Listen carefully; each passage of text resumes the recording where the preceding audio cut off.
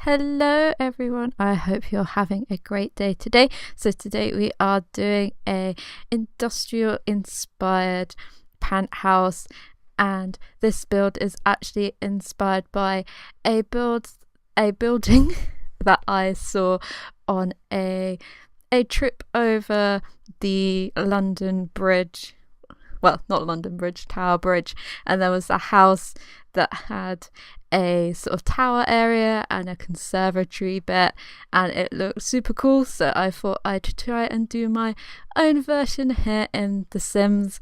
And it is in it's supposed to be a old factory that kind of has been converted into a place to live. So there is a little conservatory out the back here, which we're using, we're just doing now, and then the rest of it sort of we use the roof and some of the brickwork as well to give that factory vibe. So where the building actually connects to the building below, I kind of kept it in the same style as it is all the way up, just to give a little bit of continuity. So I kind of put the same coloured bricks, but then contrast that with some of the concrete textures that we got in the Jungle Adventures. And then the tower itself is a wonderful bright blue colour, like it was put in sort of, they wanted to make a feature of it, so they painted it a really bright colour, and we'll see later on what the Sims have decided to put in the tower itself. So it's got an interesting roof because the roof actually came over the walls a bit, so I kind of made that into a feature as well, just to make it even more interesting. We do keep the blue sort of theme going throughout the house, and the copper as well. So we kind of have a roof that is a factory roof by just splitting up all the roof parts into sort of a layered roof that looks like a factory. And we do change it later on to be a copper colour as well, which looks super cool against the brickwork. And it's quite a big build, and it's got, I think, 3 bottom floor balcony areas, and then we've got two ones on the second floor as well. So we have the bottom and the second floor being the bottom floor's full height, and then the second floor is the medium height, and then the small little top floor master bedroom is the smallest height. And then on the actual tower itself, I kind of wanted to make it look like it was spiraling down, just to emphasize all the sort of roundness of it by using the round windows and placing them so they are going downwards. And we kind of turn that into a few different interesting areas. So now we are going to work on the layout of the house. So downstairs we have a living room, a massive bathroom, an entrance hall, a study, a conservatory, and a kitchen area that kind of takes up the main middle space. And then upstairs we have a half of the master bedroom and a kid's bedroom and a family bathroom, and then we have a activity like a skill building room, and then on the top floor we have the rest of the master bedroom and a surprise up in the top of the tower. And I wanted to use the Jungle Adventure floorboards in here to kind of represent the fact that they have kept the flooring that was already in the factory, but kind of gave it some treatment, sort of polished it up and made it into a usable floor again. And then when we've got the sort of bricks on the outside, I've also put the bricks on the inside as well, so just to reflect the outside on the inside space. And then we have a lot of painted over bricks as well, just to give the fact that they have come in and tried to lighten up the place a bit and change it from its old factory vibes. And this is the kitchen. It is using the more industrial shelving. We are bringing in a lot of the copper and sort of wanted to divide the space up a bit, because I did originally want to put the dining room in with the kitchen, but then there wasn't that much space because I've got the stairs. So at first I wanted to add a little divide on the stairs because they were floating a bit, but I didn't want to put a wall in, so I kind of add those city living dividers just to give it a bit of interest. And in the end I put the dining table in the little small room off the kitchen that leads to the conservatory area, because I thought a nice round table would look quite cool in there. And we use a lot of the more rustic, like beaten sort of old looking furniture in here, so a lot of the cats and dogs sort of different wood tables and the Jungle Adventure sideboards and stuff, they all fit in really nice in this build. And then we kind of have an accent colour of the bright blue, which kind of reflects through the windows and through the tiles and some of the furniture as well. So it's kind of copper, dark woods, and the bright blue just to pick it up, and a lot of greenery as well, of course. And then this is the little entrance way. So we've got the little table, we've got a sort of shoe rack underneath the table, and added in the mirror, and I think I put a big crack on the wall as well because I wanted to make this building look quite old. So it's quite a nice welcoming sort of space. You've got everything that you need, a few seats to put your shoes on and stuff. And then in the bathroom we're using the sort of weathered looking tiles from Jungle Adventures and the tiles that match as well, and just making a concrete sort of basic nice looking bathroom that's got a lot of space. It's got a shower and the copper bath as well, and using the copper toilet as well just to match some of the packs together.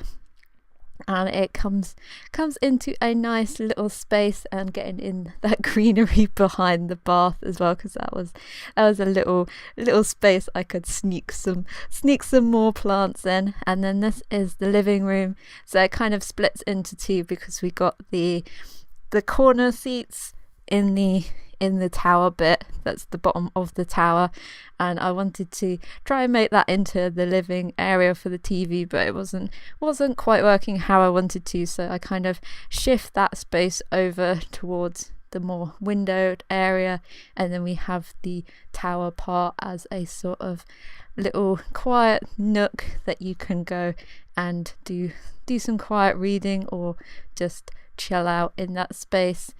We bring in a lot of the blues and the creamy colours, and we add in a few of the bookshelves as well, just to make it a nice space. And I tried to make sure that the Sims could get through to that space because it was getting a bit tight, so I kind of squidge everything in, and just adding in a few decorative details that sort of add to the colours that we're going for. And then this is the study area, so it's a bit more formal. It goes with a bit more of a red and dark wood colour scheme in this room, and it picks up on the sort of travel vibe that kind of gets reflected through the house.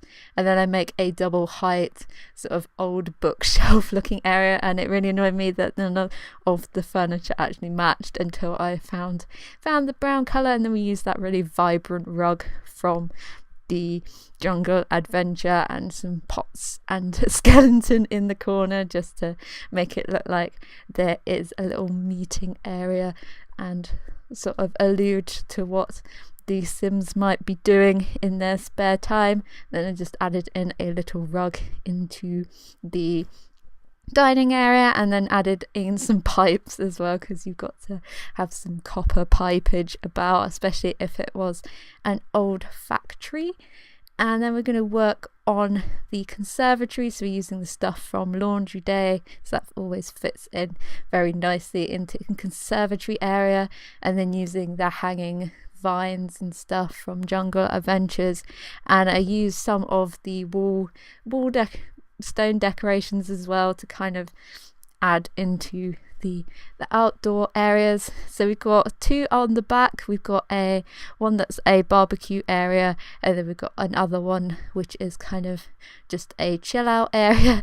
And I always liked, when I'm doing penthouses, I always like to put in a load of pots and then put in some massive trees in, because I don't know how on earth they would actually get all the trees that I end up putting in this build, but I can imagine they hired a crane and lifted them up that way, because that's the only way that they'd be able to get all these plants up into their penthouse.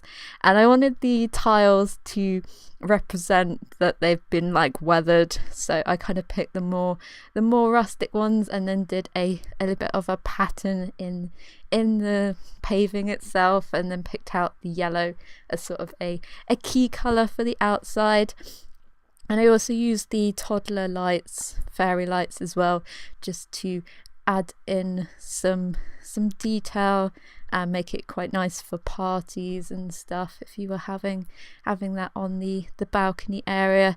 And I wanted to connect them to the trees as well, so they kind of spur off like they do in the little cantina area in the Jungle Adventure land. So I kind of take inspiration from that for the lights and just make it look as aesthetically pleasing as I can do, because it's kind of hard to see if you're actually connecting the lights to the trees or not, but at night time it does look pretty cool. And then we're going to work on the upstairs, so we're just adding in where they have the outside wall, and then all the stud walls inside are just white, and then we've got a feature wall in the child's bedroom. And then this is the master bedroom, so at the bottom they have a dressing area and a bathroom, so you can come down from upstairs and then get ready in the bathroom, and then pick out all your clothes from the many wardrobes that I have put in here.